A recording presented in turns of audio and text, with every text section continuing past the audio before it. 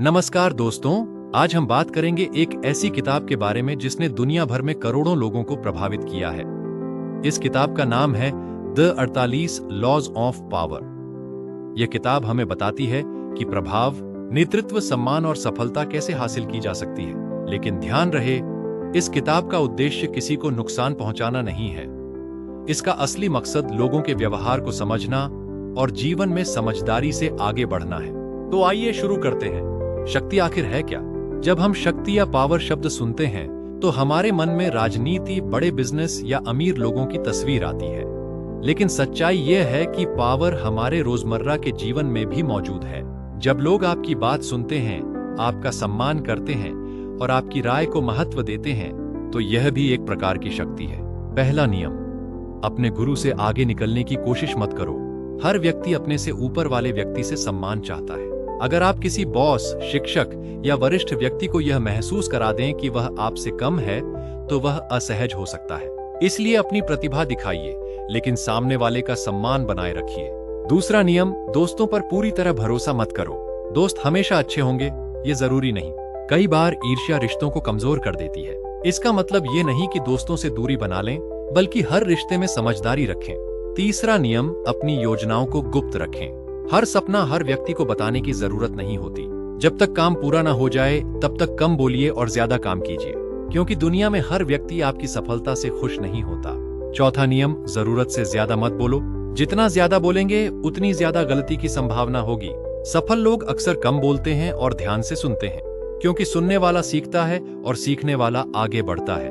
पांचवां नियम, अपनी प्रतिष्ठा की रक्षा करो। आपकी प्रतिष्ठा आपकी सबसे बड़ी संपत्ति है। एक अच्छी छवि बनाने में वर्षों लगते हैं, लेकिन उसे खराब होने में कुछ मिनट ही लगते हैं। इसीलिए हमेशा अपने व्यवहार और शब्दों पर ध्यान दें। छठा नियम, लोगों का ध्यान आकर्षित करो। दुनिया में भीड़ बहुत है। अगर आपको आगे बढ़ना है तो कुछ ऐसा करना होगा जिससे लोग आपको याद रखें। अपनी पहचान बनाइए, अपने काम को अलग बनाइए। सातवां नियम, दूसरों की मदद लो, लेकिन श्रेय समझदारी से संभालो। कोई भी व्यक्ति अकेले सफलता हासिल नहीं करता। हर सफलता के पीछे कई लोगों का योगदान होता है। अच्छे संबंध बनाइए और टीम वर्क सीखिए। आठवां नियम, लोगों को अपनी ओर आकर्षित करो।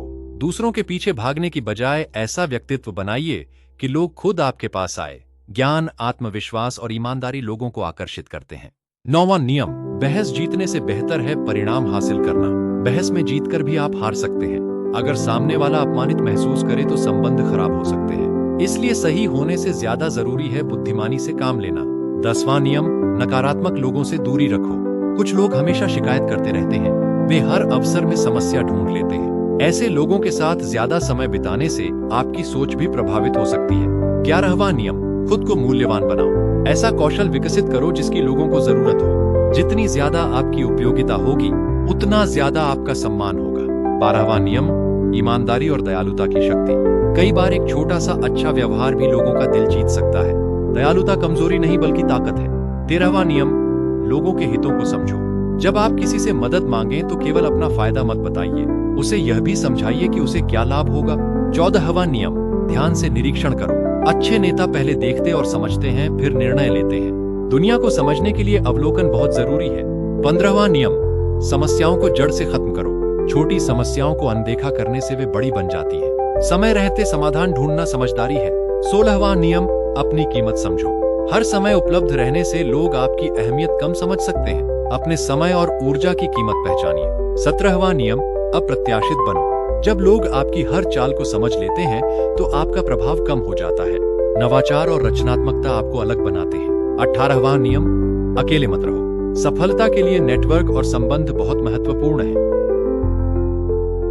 19वां नियम, हर व्यक्ति को समझो। हर इंसान अलग होता है, इसलिए सभी के साथ एक जैसा व्यवहार काम नहीं करता।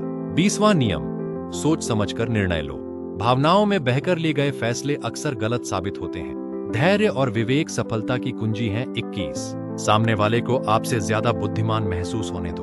22, हार मानने की बजाय परिस्थिति को अपने पक्ष में मोड़ो। 23, अपनी ऊर्जा और ध्यान एक लक्ष्य पर केंद्रित रखो। 24, एक आदर्श दरबारी की तरह व्यवहार करना सीखो। 25, स्वयं को लगातार नया और बेहतर बनाओ।